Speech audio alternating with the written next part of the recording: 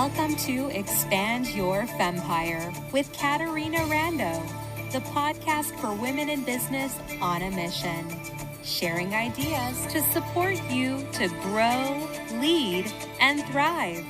Now, here's your host, Caterina Rando. Welcome back to another episode of the Expand Your Fempire podcast. I'm your host, Caterina Rando, and I am blissing to be with you today. In one of our earlier episodes, I discussed several topics, and one of those hot topics, determination.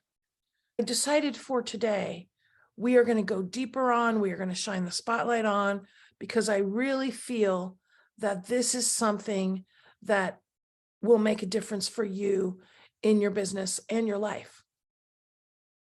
Here's the guiding principle. Determination is the antidote to whatever is challenging for you in your business. Since some things happened a few years ago, you may have heard in an earlier episode about my difficult divorce and these significant financial challenges around all of that. I really have amplified, turned up, cultivated, had my attention on being more determined than ever to get the outcomes that I want.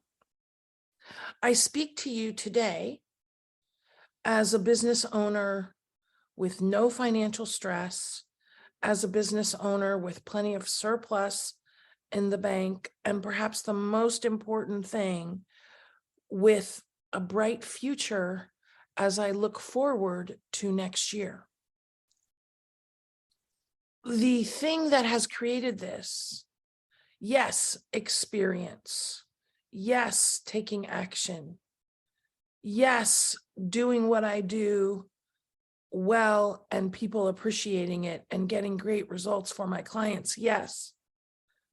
The ingredient, though, that we do not talk about enough is the antidote to discouragement, disappointment, self-doubt, which we all experience. A few weeks ago, I did my speaker mastermind retreat in Napa Valley. It went phenomenal. It was great. The ladies loved it. They got massive value. There was transformation. Before we left the property, half of the women that were there signed up for next year to come again or to do something else. A week or two later, two of them had canceled their next orders, their next programs.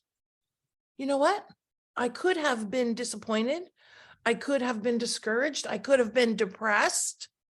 I could have doubted, what did I say or do that was wrong? I could have done any of those things. And believe me, I know I could have done any of those things because I've done those things many times in the past. Instead, I got determined to talk to them, determined to turn the situation around, determined to find the best solution for them, determined to address any concerns they had, determined to figure out the money part in a different way if that was the reason for the cancellations. I'm sharing this with you because I'm inviting you to amplify, to turn up your determination to create what you want. And I'm going to share with you right now in our time together some ways to do that. And I'm hoping not only you're going to listen, you're going to say, this is good, Caterina, but you are going to put some of these things in place, because I know that you are a woman on a mission with massive value to bring. The thing is, though, that these things that we've mentioned, discouragement, self-doubt, disappointment, depression, these get in the way of us living our blissful business life. Yesterday, a really cool thing happened. I have this friend. I met her about 12 years ago. She was a client of mine for a couple of years. Fabulous gal, dynamic, fun, social, enjoy every minute I spend with her. As I said, client for a couple of years, then friend for the last many years. She calls me yesterday, we're chatting, and she's telling me about what she wants to do next year. And in the 5 minutes, I mapped out her whole business, her whole model, mapped out how she's going to get to the revenue she wants, et cetera, et cetera. But I didn't stop there. I said to her, my friend, I'm happy to chat with you about your business anytime you want. What I know would support you more is if I had the privilege of you being my client again. Would you like to talk about that? Now, I'm sharing this with you because people have all these beliefs. Oh, we can be friends, but I don't want my friends to be my clients. Or, oh, we can be clients, but I don't want my clients to get to know me more personally. I say to all that, poppycock. I have a master's in counseling psychology. And when I was in college getting my master's, they talk a lot about the separation between counselor, therapist, and patient or client. And in the early years, I really stuck to that. Remember, though, that I said, and I'm hoping you're embracing the guiding principle, that your business is supposed to be your bliss. Because part of what interferes with our bliss are the limiting beliefs or limiting attitudes that we have in our head or our business that we may not even be aware of. I could have said to myself, oh, well, she's my friend. She's not going to want to be my client again. Or I could have simply asked if she was up for a conversation. And what happened before the end of the conversation? She signed up to join our speaker mastermind program to do some coaching. Why? Because she has known me for so long. She's gotten massive value. I'm sharing this with you because you probably have people in your sphere, in your personal sphere, that think you're amazing. You've never asked them to be your client because you have a belief that, well, we have this other relationship. Kind of like the attitude of, well, if you have a friend and then you just start to date your friend, it might interfere with your friendship. Yeah, it might interfere with your friendship. It also might become the best relationship of your life. You are super smart, but you cannot predict the future. That is why I'm inviting you to look at who maybe you want to invite to have a conversation with you about being your client. Now you say, Caterina, what does this have to do with determination? Here's what it has to do with determination. There are going to be setbacks. There are going to be disappointments. There are going to be challenges du jour. There are going to be clients and contracts and situations that you thought were a sure thing that are going to fall through. And when that happens, do you let the disappointment, the discouragement, the self-doubt, the depression creep in, or do you replace it instantly with some determination? I remember some time ago, I got a cancellation for one of our retreats. I was disappointed. I really wanted this gal to come. She was so great. I can't remember now what the reason was. What I remember, though, is as soon as I hung up the phone, I asked myself, who can I get today to replace this person? And by the way, sidebar, the questions we ask ourselves determine the action we take, determine what we think about. Your questions are so important. The questions are strategy. I said to myself, who can I have that might potentially be an insta yes? And I looked back at my list, because I have a list. Hopefully you have a list of everybody I had talked to about coming to that retreat. And I found the name of a gal who had already said no, who I really wanted to come. And I didn't call her and ask her if she wanted to come, even though she already said no. I called her and asked her this very important question that I want you to learn. And that was, I said to her, my friend, can we revisit this conversation about you joining us for the retreat? Bing, bing, bing. She was a yes for the revisit, and she was a yes for the retreat. And that is the day that I realized it doesn't matter about the challenges du jour, the disappointment, the discouragement, the things that don't go your way. What matters is the determination that you embrace when that happens. I want you to take a moment, my friend, right now, and I want you to reflect on how you've been doing your thing lately. When I say doing your thing, I mean doing your business. I don't mean the actual service part of your business. If you're a image professional or a life coach or a fitness trainer or a clairvoyant, I don't mean the doing part of your business.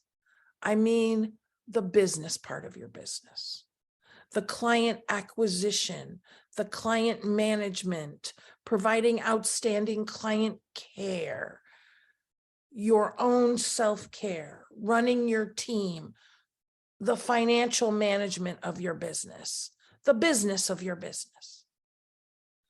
Is there any place where you're feeling discouraged? And if there is, and I'm sure there is, because we've all got them, because business is dynamic. And if you can't think of something, then ask yourself simply, where could you use an upgrade in your business? And I want you to shine some determination there. One of the things that I like to do, and I'm strongly encouraging you to do, is to become diligent at tracking what's going on in your business and paying attention to the data. And what do I specifically mean? I'm sure you're setting goals. The goals that you're setting for how many clients you want each month, for how much revenue you want in the door, for how much revenue you want to sell. And the difference, to remind you, is that in the door means it's in your bank account, it's been collected.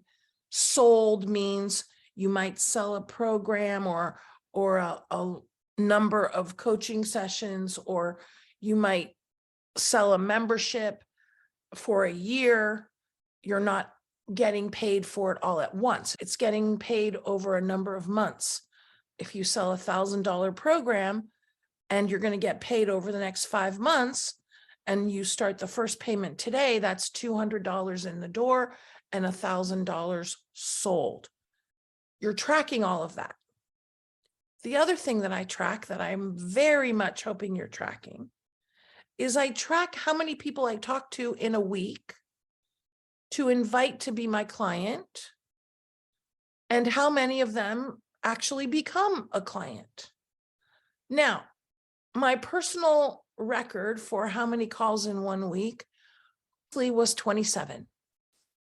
Last month, I broke that record and I did 29 sales conversations in 1 week. Very exciting. You know why it was very exciting? Because those 29 conversations corresponded with the best sales month I've ever had in my business. Now, I'm sharing this with you because sometimes people say to me, well, Caterina, what do you do when you get discouraged? What do you do when you get disappointed? What do you do when you are feeling depressed about what's going on? Here's my answer. I sell something. I sell something. Now, I don't sell something to anybody. I sell something to someone who I know will get massive value from it. Let's be very clear. You always sell with integrity. What does that mean? That means you only invite people to be your client who you know are going to get massive value. The thing that I want you to embrace also, though, is that you need to know the truth about how many people you need to talk to get a client. Last Thursday, I talked to 5 people and I got 5 sales. That was a really exciting day. Well, you know what happened the next day? I talked to 5 people and I got no sales. Now, the reason why I'm shining the spotlight here with you is that the easily discouraged or easily disappointed businesswoman might say after 5 no's in a day, this is a waste of time. Why am I doing this? I don't want to do this. I'm going to stop doing this. I'm doing less of this. Or she could say, I got to do 6 next time. Or I got to keep doing this, because the guiding principle alert is you keep doing what works, even when it's not working.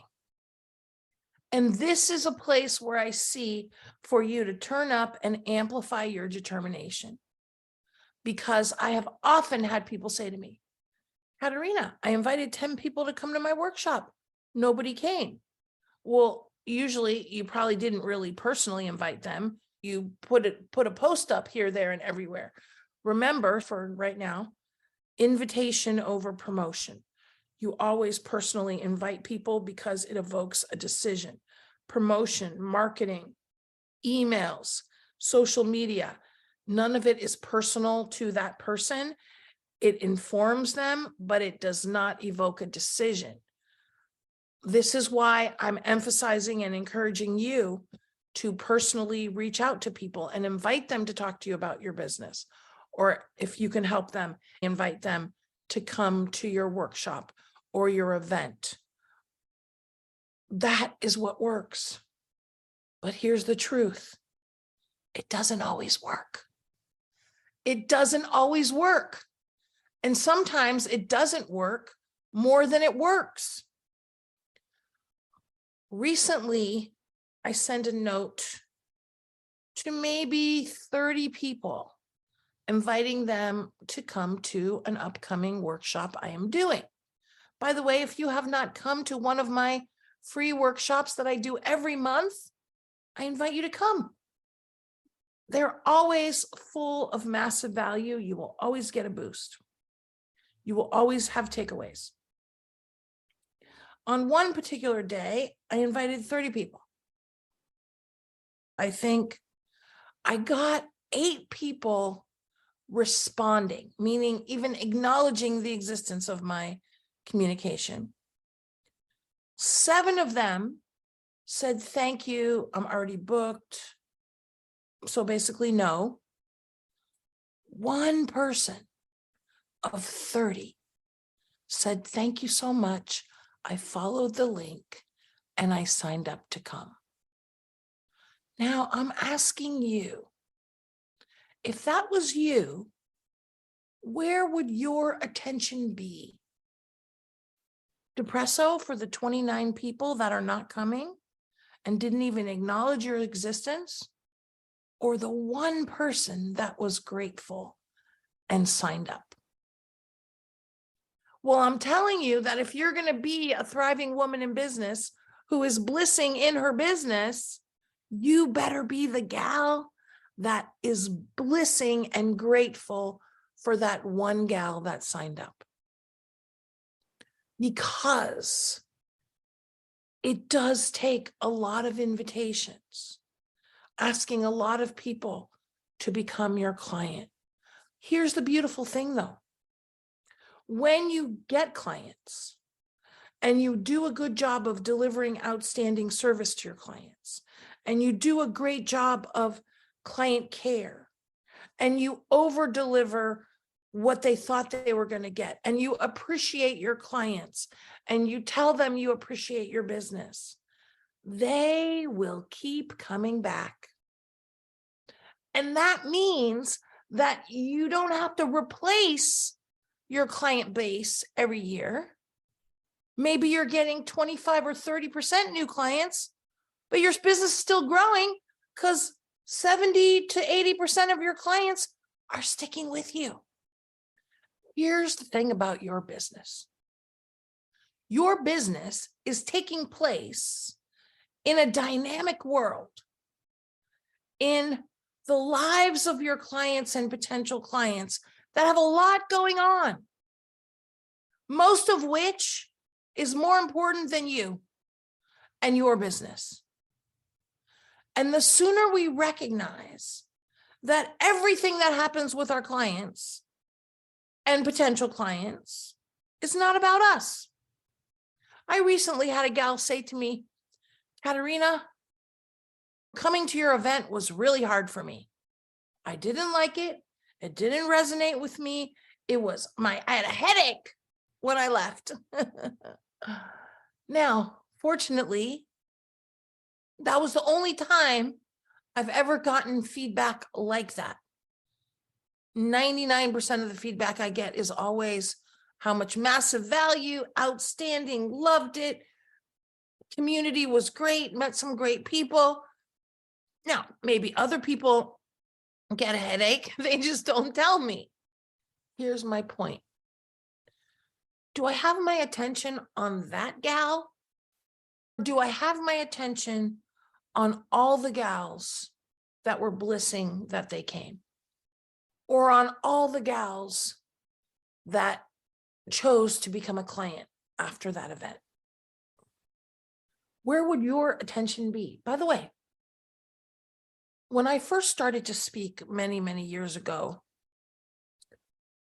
usually I would be younger than my audience. And older women at the time would come up to me sometimes and say to me, may I give you some feedback on your talk?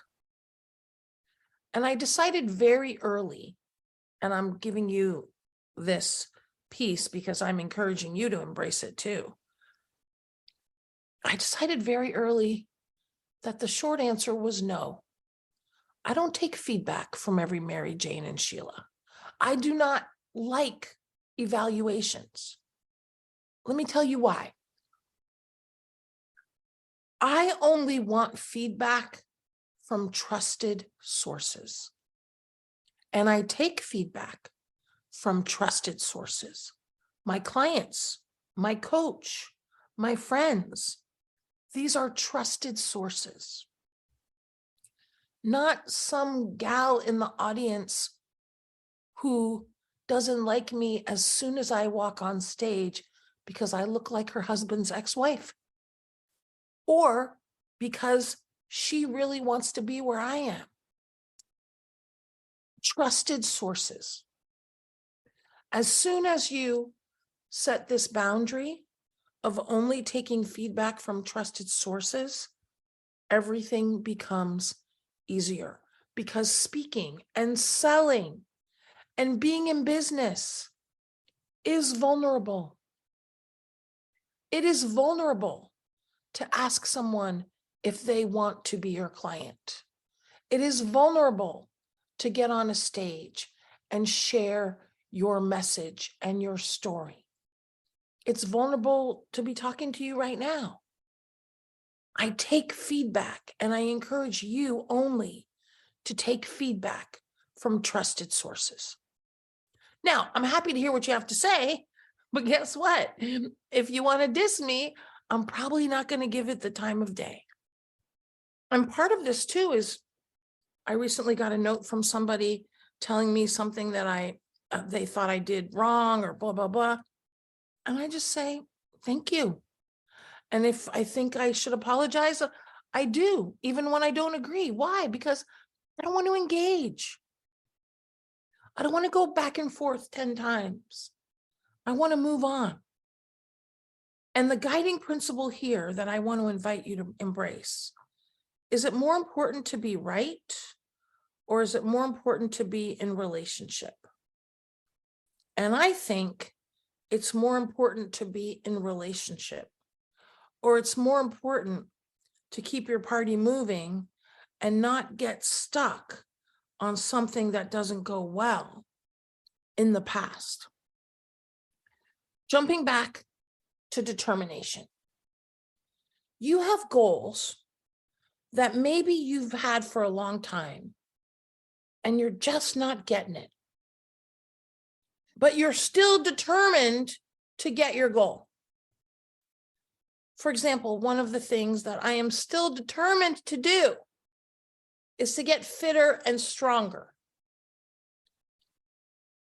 One of the things I've done is I've made a commitment to 3 times a week work out via Zoom with my friend / VIP client, Stephanie Lueris. 3 times a week, we meet on Zoom and we lift weights together and we chat and we stretch and we talk about my health and fitness. And you know what? That's 3 times a week that I would not be doing it on my own. Now, I work out at other times by myself, but this is 3 times a week that are absolutely happening because I have a date with someone important. The guiding principle here is put structures in place that force you to do what you wouldn't do as much on your own. This is why when we have the Thrive at Sales class, we have people every week partner with 1 or 2 other people to get together and to say to each other what they're going to do in the next hour and then have them go do it and report back at the end. They're going to book this many appointments. They're going to do this many reach outs. They're going to have this many sales conversations. Structures create action. If there's a place in your life or business where you're not having the consistent action that you want, put a structure in place that forces you to have that consistent action. And that usually will involve a group or an individual that you have made a commitment to. Could be a coach, could be a class, it could be a friend. Right now, take a moment and ask yourself, where could you use a structure to support you? Every week, I meet with my fabulous team. Got the most phenomenal team you ever met. In fact, you know what happened last night? My friend Angela, who is also my massage therapist, not to be confused with Angela, my marketing person, Angela came over to give me a massage. By the way, that's a self-care structure that happens on a regular basis, that is scheduled in advance.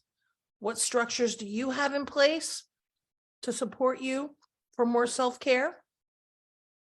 She comes in, she's got this big box, beautiful box, and it says on it, fit for a queen.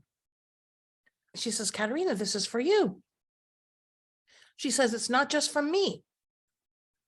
I open it up. There's all these lovely presents in there, a candle, a notebook, a fancy cup. I'm touched. Oh, some bath bombs. I'm touched. She says, Caterina, this is from your whole team.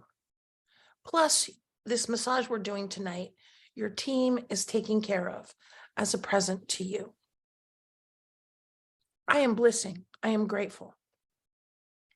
And I'm mentioning this and I'm sharing this with you because it's so nice when you feel genuinely appreciated, as I did and as I do, by my team. I meet with my team every week.